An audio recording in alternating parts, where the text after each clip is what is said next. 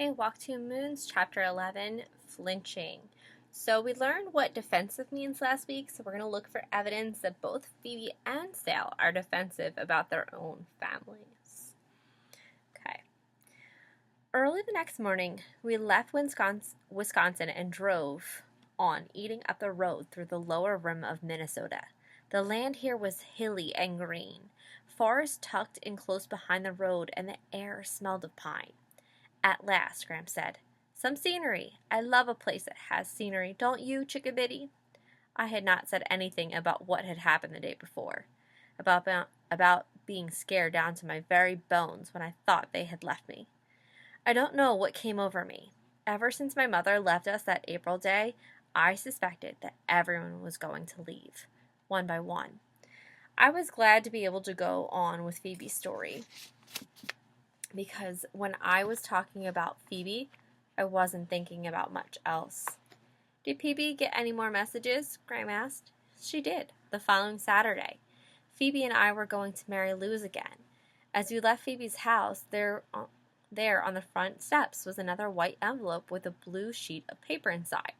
The message was, "Everyone has his own agenda." Phoebe and I looked up and down the street. There was no sign of the message leaver. Mary Lou thought the messages, this one and the other one, were intriguing. How exciting, she said. I wish someone would leave me messages.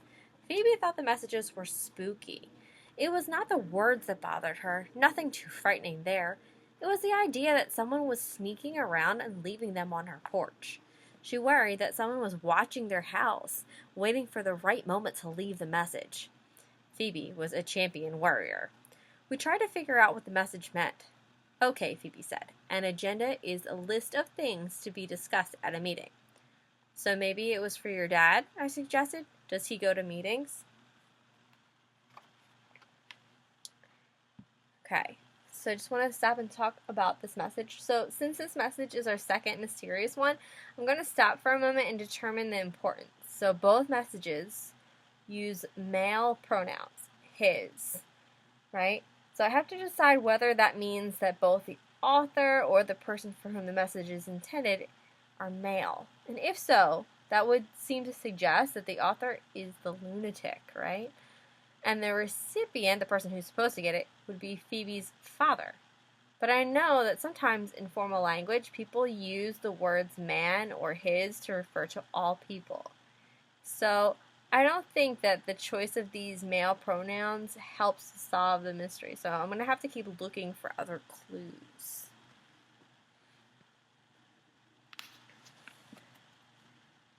Okay. Well, I guess, Phoebe said.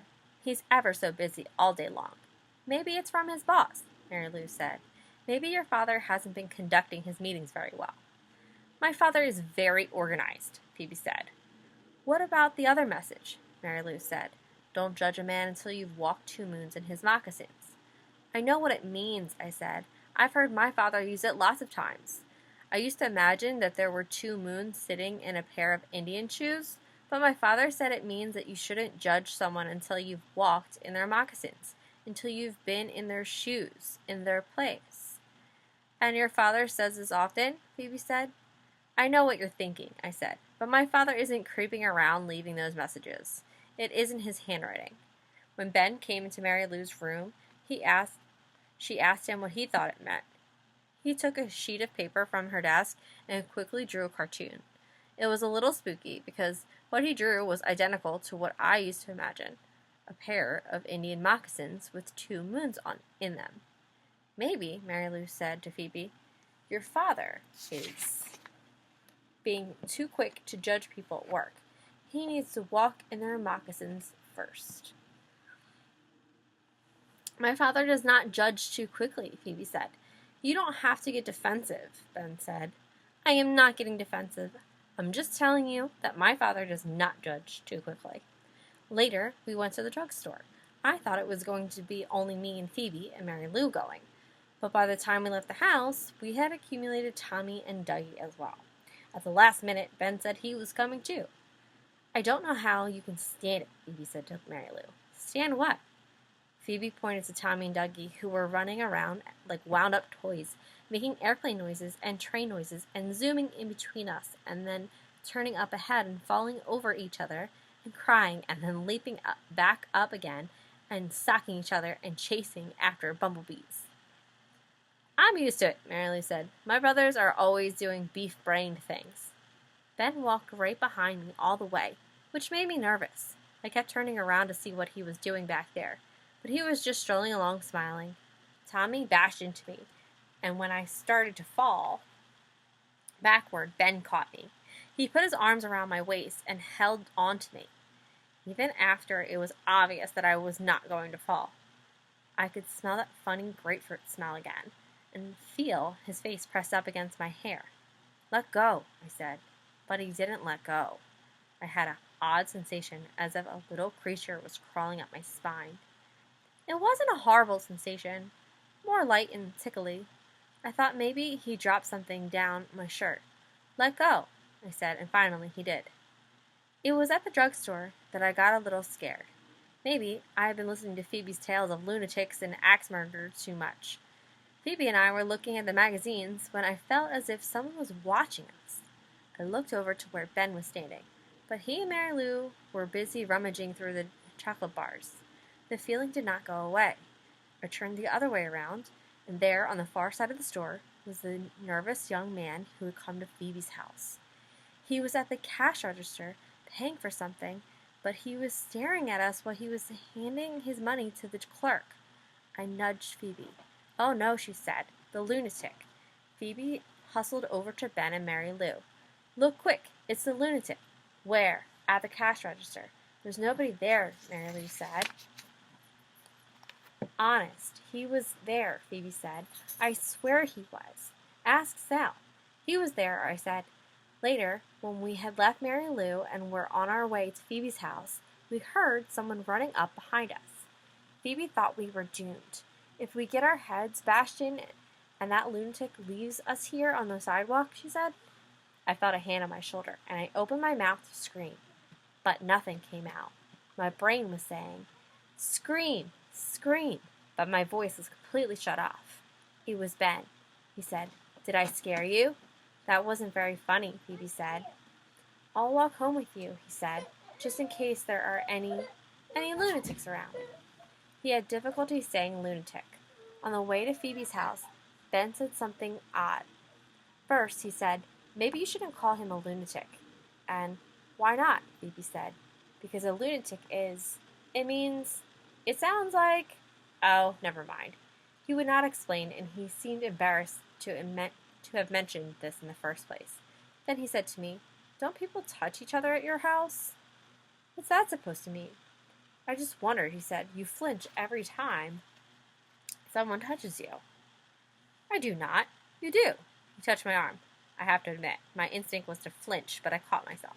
I pretended not to notice that his hand was resting there on my arm. That creature tickling my spine was back. He said, like a doctor examining a patient. He removed his hand. "Where's your mother?" I had not mentioned my mother to anyone, not even Phoebe, except for the one time Phoebe had asked her, and I only said that she didn't live with us. Ben said, "I saw your father once, but I've never seen your mother. Where is she?" "She's in Idaho, Lewiston, Idaho." "What's she doing there?" Ben said. I don't really feel like saying. It didn't occur to me to ask him where his mother was. He touched my arm again. When I flinched, he said, "Ha, gotcha." It bothered me, what he had said. It occurred to me that my father didn't hug me as much anymore, and that maybe I was starting to flinch whenever anyone touched me. I wasn't always like that. We used to be a hugging family. As I walked along with Ben and Phoebe, I remembered a time when I was 9 or 10. My mother crawled into bed with me and snuggled close and said, "Let's build a raft and float away down a river." I used to think about that raft a lot, and I actually believed that one day we might build a raft and float away down a river together. But when she went to Lewiston, Idaho, she went alone. Ben touched Phoebe's arm. She flinched. "Ha," he said, "gotcha. You're jumpy too, freebie." And that, too, bothered me. I had already noticed how tense Phoebe's whole family seemed, how tidy, how respectable, how thumpingly stiff. Was I becoming like that? Why were they like that? A couple times I had seen Phoebe's mother try to touch Phoebe or Prudence or Mr. Winterbottom, but they all drew back from her. It was as if they had outgrown her. Had I been drawing away from my own mother? Did she have empty spaces left over? Was that why she left? When we reached Phoebe's driveway, Ben said, "I guess you're safe now. I guess I'll go." "Go ahead," Phoebe said. Mrs. Cadaver came screeching up the curb in her yellow Volkswagen, with her wild red hair flying all over the place. She waved at us and started pulling things out of the car and plopping them on the sidewalk. "Who's that?" Ben asked. "Mrs. Cadaver." "Cadaver? Like a dead body?" "That's right." "Hi, Sal," Mrs. Cadaver called. She thumped a pile of lumpy bags on the sidewalk. Ben asked if she wanted any help. "My, you're very polite," Mrs. Cadaver said, flashing her wild gray eyes. "She scares me half to death," Phoebe said. "Well, don't go inside," she whispered to Ben. "Why not?" he said too loudly, because Mrs. Cadaver looked up and said, "What?" "Oh, nothing," Phoebe said. Mrs. Cadaver said, "Sal, do you want to come in?"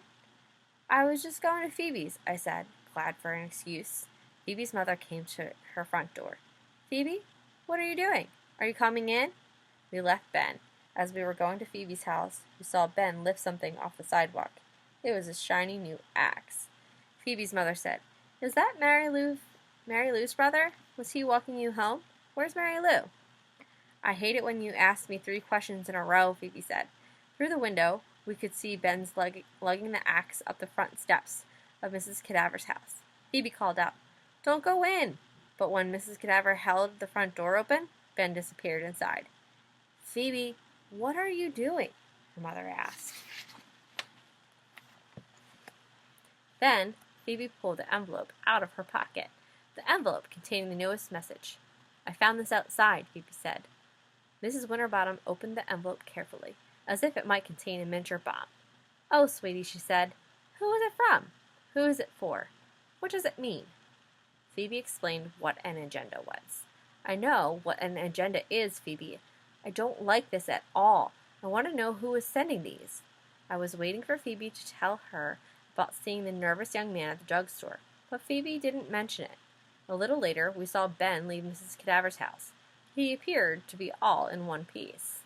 That day, when I got home, my father was in the garage, tinkering with the car. He was leaning over the engine, and I couldn't see his face at first. "Dad, what do you think it means if someone touches someone else and the person being touched flinches? Do you think it means that the person being touched is getting too stiff?" Dad turned slowly around. His eyes were red and puffy. I think he had been crying. His hands and shirt were greasy. But when he hugged me, I didn't flinch.